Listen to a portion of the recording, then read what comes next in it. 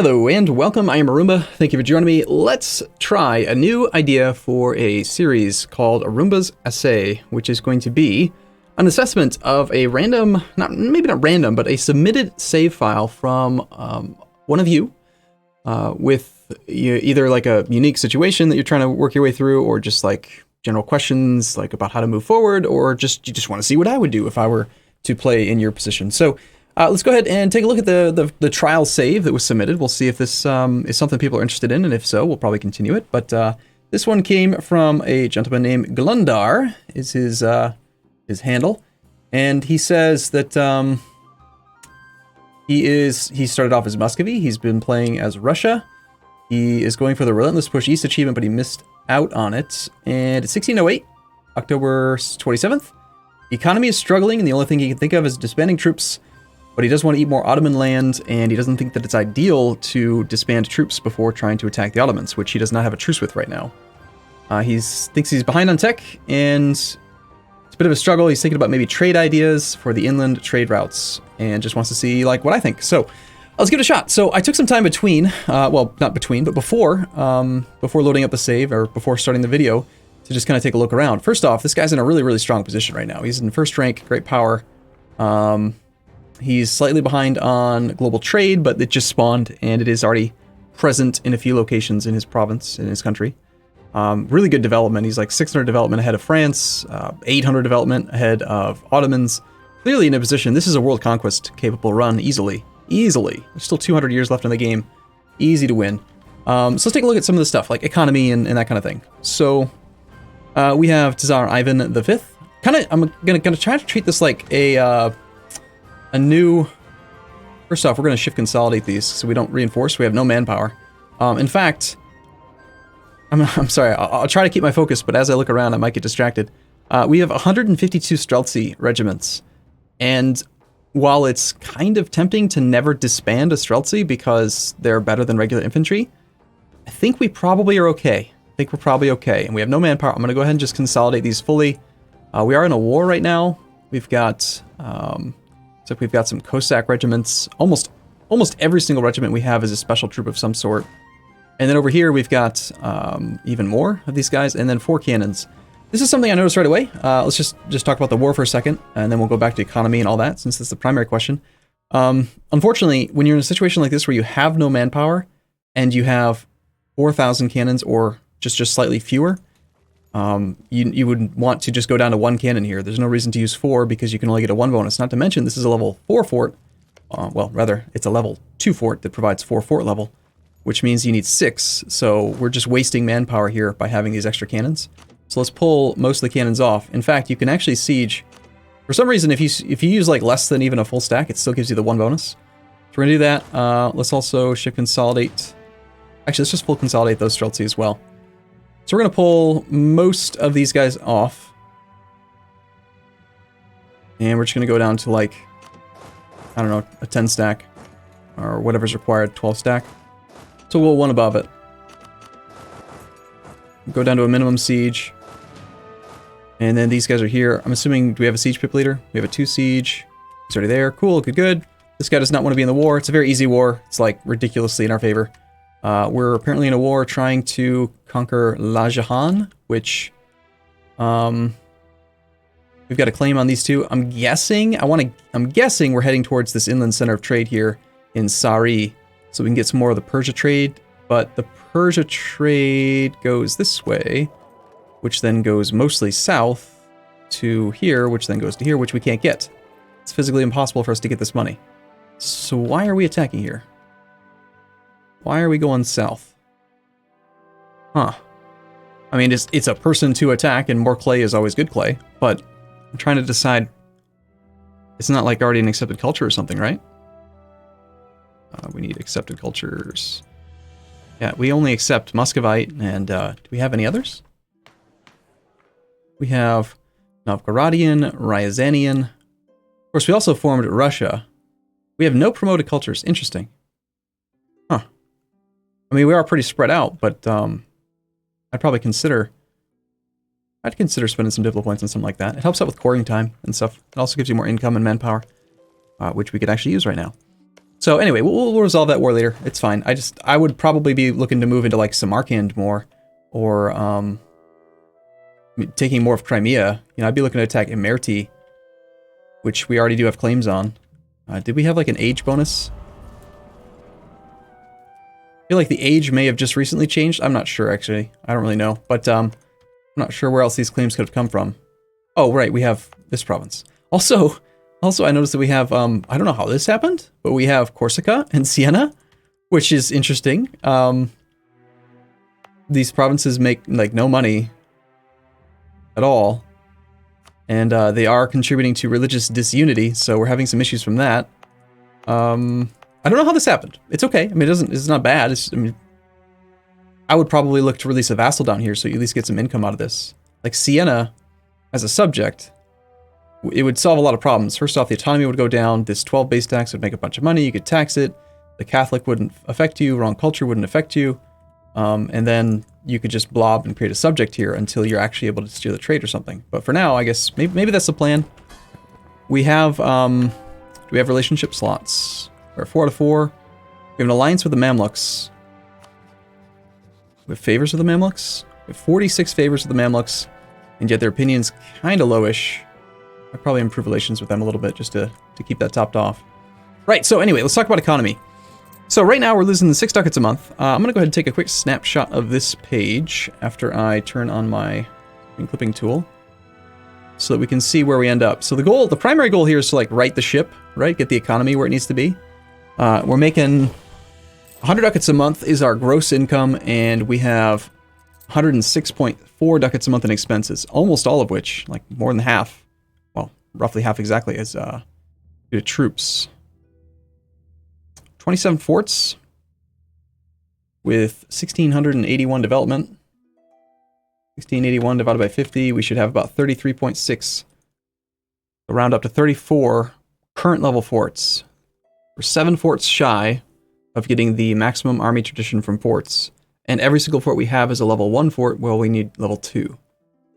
So it seems like we're pretty unlikely to be able to get the fort bonus, especially with the income problem we're looking at. So I would just consider getting rid. I treat it like a very binary thing. If I can't get the full bonus, then I just go for utility forts. If I can get the full bonus and the economy's strong enough, I'll go for the full army tradition bonus. But 27 level 1 forts is not really doing that much for us. Like, we got a lot of forts up here. I wonder when the last time a province like this was ever even sieged. So, all right.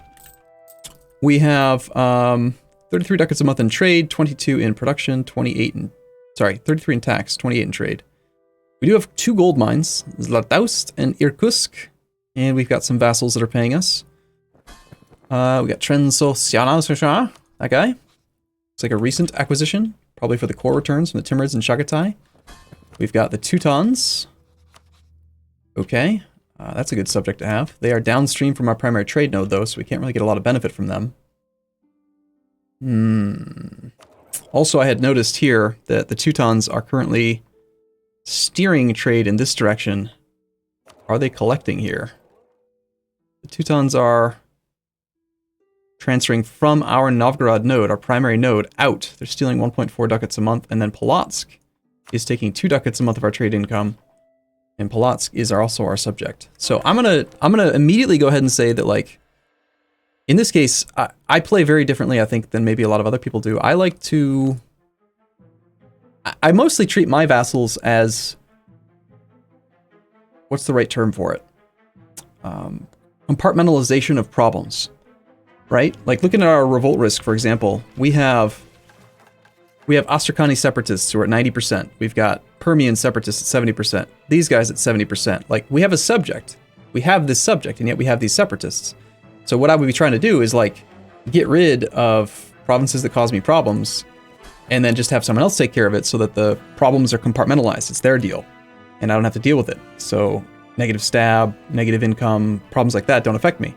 So I would just tax the crap out of these guys. Like Teutons, even though right now they're loyal and they've got 9 troops, and they make 1.8 ducats a month, I would turn on divert trade right away, and just say that your money's now my money, and sorry, you can't have any. Same thing with Polotsk. I'll divert trade there as well. They're going to become disloyal temporarily, but it doesn't matter because we're stupid strong compared to them. They're They're not going to help out with troop, like leading battles and stuff, but again, who cares? Like, they're just minions. What do we have here? A couple galleys, transports. So I'm not going to actively disband any Streltsy, I think, yet. But that's definitely the direction I'd be looking to go. I will disband, like, this one. No sense in reinforcing that. And that way we can get the cannons to reinforce. And actually that kind of leads me back to composition of army. Like, 148, we're almost playing like an AI. We've got 150, roughly 150 infantry. 14 cav, almost no cannons. Cannons at this point in the game already have 2.4 fire value, which means that in the first phase of combat, remember fire always comes before shock, they do more than twice as much damage as infantry. And our national ideas give us artillery combat ability. So artillery are like really, really strong. They don't do much in the shock phase, but they're really, really good. And if I had to choose between having an extra 60 regiments of infantry sitting around or another 20 cannons, I would always take the 20 cannons. And I use that ratio because, it costs 10 ducats a month, 10 ducats to hire an infantry and about 30 ducats to hire a cannon. And just due to rounding, it's showing 10, right? Well, actually, do we actually only have a discount on cannons? Russian artillery yard. Huh. I'm not sure where that came from, but whatever, it's fine. So, like, you could get rid of 60 infantry to support 20 cannons and have the exact same financial economy going right now. If we had 90 infantry and 24 cannons, we would be very terrifying against like an Ottoman army or something. So anyway, we want to move in that direction, and that brings me back to the cav as well. I think plenty of people have seen me in the past. I don't really like cav very much. They're almost as expensive as a cannon, and yet they always deploy on the outside of a battle, so if you have enough infantry, if you're doing a full combat with engagement, you're going to fill in the whole thing with infantry, except the cav will be on the ends, and then they'll probably engage enemy infantry, and they're 2.5 times as expensive to reinforce. They don't do that much more damage than regular infantry. So like, I find them to only be good if you're in a situation where you have less than max combat width, and you can actually use them for their purpose, which is to flank. And right now, with our current level of tech, that means that with plus 25% flanking range, until we get to military tech 18, cav can only flank by 2 tiles, which means you only need 4 cav to maximize their ability to flank. 2 cav on the ends of your infantry line will flank inward by 2. The cav on the very exterior will only hit the first one, and then that's as good as you can do until you get to tech 18. And then maybe at tech 18, you could consider having 6 cav. And I usually only have like a combat stack and siege stacks or rebel suppression stacks. Sometimes, depending on the economy and the size of the country, I might have 2 combat stacks. So maybe we could justify having like 8 cav total, 2 stacks, one with 4, and then the other one with 4. But 14, these 14, if we cut this down to say 8, right? If we're going to try to maintain a combat stack on both east and west side of the country, then that's going to save us 6 cav, which is going to buy us about 5 cannons. And those cannons are going to help out with sieges, and they're also going to do a lot more damage than the cav do when we actually fight the Ottomans. So even though we're at war, and even though these guys came from cliques with the Cossacks, I'm going to find them and get rid of some of them. This is actually ideal. We got 4 cav here. Let's make sure there's a regular one somewhere. I want to find him real quick. 33 stack of infantry over there. There's another 4 there. There's the regular guy. We can't actually do anything just yet. I should probably unpause the game, yeah? Let's go ahead and disband the one that's damaged here. I want to make sure the cannons reinforce. Oh man, there's so much. So I don't really know how long I should like do these things. I would like to unpause and maybe play for a bit, but just doing the assessment takes quite a long time. The next big thing that I would want to spend a lot of time on is that we have unassigned states. Now, I know we have no admin points, and I know that we are behind time on admin tech. We're on tech 13 when really we should be on like tech 16, almost 17. So we're very far behind on that. We've got innovative, offensive, and we're working on influence right now. But here's the thing. Even if you don't assign, like if you don't do anything other than just click this button, you make more money. State income right now is at 0.46. We got 75% autonomy here in a proper religion, proper culture province.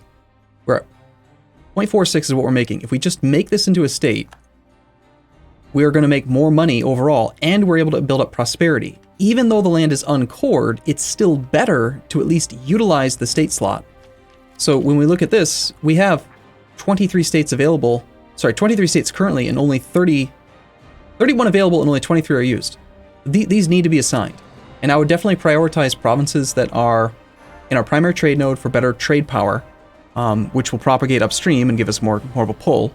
But also, if there are provinces that, like, for example, I was looking up here, we're trying to convert some land. We only have the one missionary, and we're trying desperately to get our missionary religious unity under control. We have no patriarch authority, which would be very helpful because we could have up to 2% more missionary strength, get rid of some unrest, get more manpower, and the only cost is a tiny bit of money. So what I'm going to do is I'm going to go to here, go to metropolitans. There are 2 potential metropolitans we could consecrate right now. So we're going to go ahead and do that. It's going to increase state maintenance by 10%.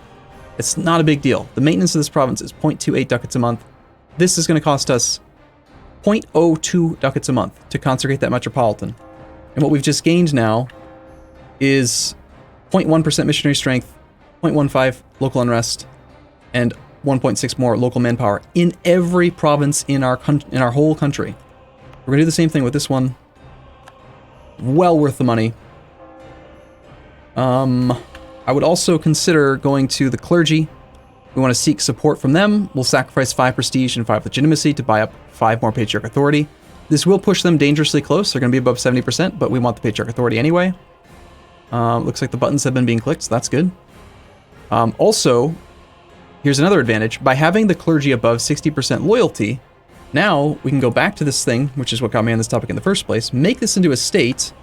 Even if we don't do anything else with it, if we don't decide to do the cores, now we can assign this, well, after we core this one specifically. For 40 admin, we can make this into a full core, and then we can give it to the clergy and like massively improve the conversion speed here.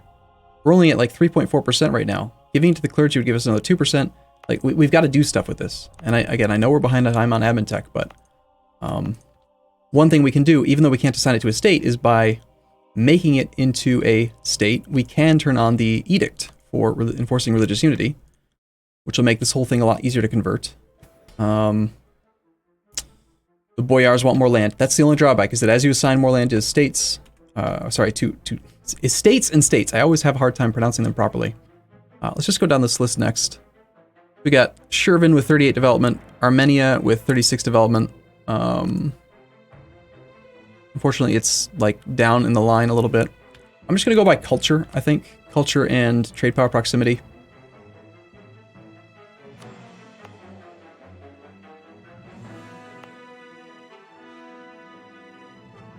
Okay, here's the map mode we want. So we got the territory of Vologda with 14 development, 16 here, 17, 17. 28. This one's acceptable. Let's turn that one on. Go back to Kiev here. So this one's probably going to be pretty good. 23 is kind of low, but it's still going to be fine. So like, watch the income here. We're going to go from 19 development's pretty crap, honestly. We're going to go from 0.23 with no maintenance up to 0.48 minus 0.26. 0.48 minus the 0.26. So we're making 0.22 net. If we get rid of this thing, well, we have some full cores, so I don't want to do it in this province. The point is that now that the autonomy can come down and will continue to go lower, and we can actually click the lower button when we're at peace, we're going to end up making more money overall by assigning the territories, even if it's not fully cored.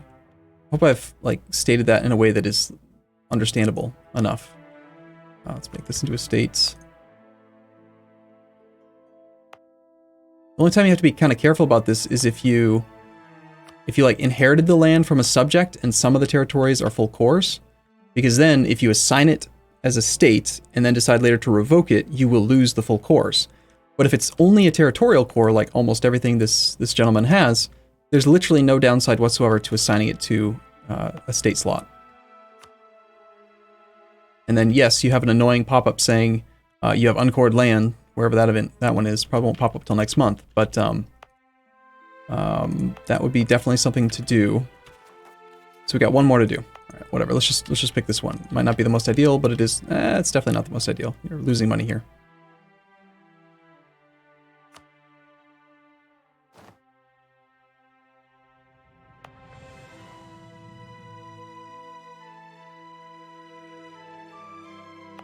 Alright, I'm just gonna pick this one.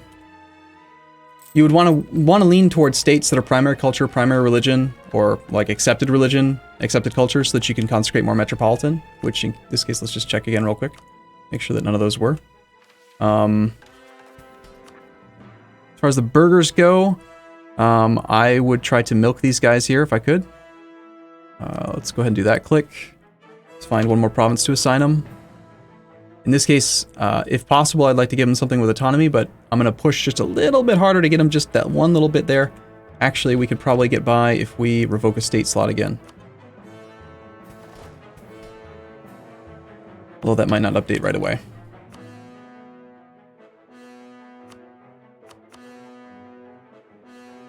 Alright, let's just find like some province that's relatively small. Whatever, you can have Suzdal for now. And by putting them above 76%, we get a little infusion of cash here. 855 ducats sounds pretty handy. They'll be disloyal for like 6 months. That's no big deal. We're way better off getting the money this way. We could demand military power from these guys. They need some more land as well. This would probably have been a better place for the burgers if I were taking my time, not feeling like I should rush. Just want to get them up one more province. Make them loyal. We are kind of low on manpower, so I don't want to piss them off just yet. Don't want to do any other clicks there. Right. So, okay. Well, I'm gonna just like leave it as a single one-off episode for now. Apparently, we have some loan. Oh, holy crap! We've got loans too. Big ones. Yeah, we're gonna repay those like right away. See, the problem with taking a loan like this is just a loss of hundreds of ducats, right? Like a brand new loan at a 900 ducats, you're paying 4% times 5 years. That's 20% of the principal. The way Paradox does the math, right? So you're just losing like 200 ducats each time you do these. We don't gain anything back by paying it off now, other than just getting it off of our radar. But like, I find it's better to repay it so I don't continue to go into deeper debt. And it also does clear the interest payment. So, we're in no real risk at all of losing this war, so I'm going to lower maintenance a little bit as well, down to like 60%. And the trick is that when you are in actual combat, you can just raise the maintenance during the combat. Your army will fight with full ferocity. They'll have a little bit less morale as like a morale pool to use, but because we have sufficient troops nearby to fight, we'll win anyway. So basically, we could go down to about 60% and be safe. So, all right, I'm gonna take a short break here. Let me know what your thoughts are so far. If you think we should like actually play it for a while, or just make it into like a 1-episode quick assay type appraisal, or not. But yeah, I'm gonna take a break here. I'll see you guys in either the next episode, or maybe we'll play this one for a while or something. I'm not really sure. There's still a lot more I could talk about. Like we should be parking these armies on provinces that have this unrest, so we can get rid of the revolt chance, right? Like these guys here, the Astrakani separatists are pissed off in Pokrovsk or whatever, which is here, and in Astrakhan. So, I mean, we could get rid of this rebellion right now by parking 1.6 and 1.5. So that's 0.25 unrest per troop. So 6 and 7. So like just redirect this army, right? Just have this one go here and have these two guys go here, and then done. There goes that revolt. And like there's like no reason to not remove that problem from our current situation. Unless these guys were getting ready for this war over here. I know he wants to attack Kazakh. I can see that by the claim. But all right, cool. Let me know what your thoughts are. I'll see you guys in the next episode. Thank you for watching. I'll see you soon.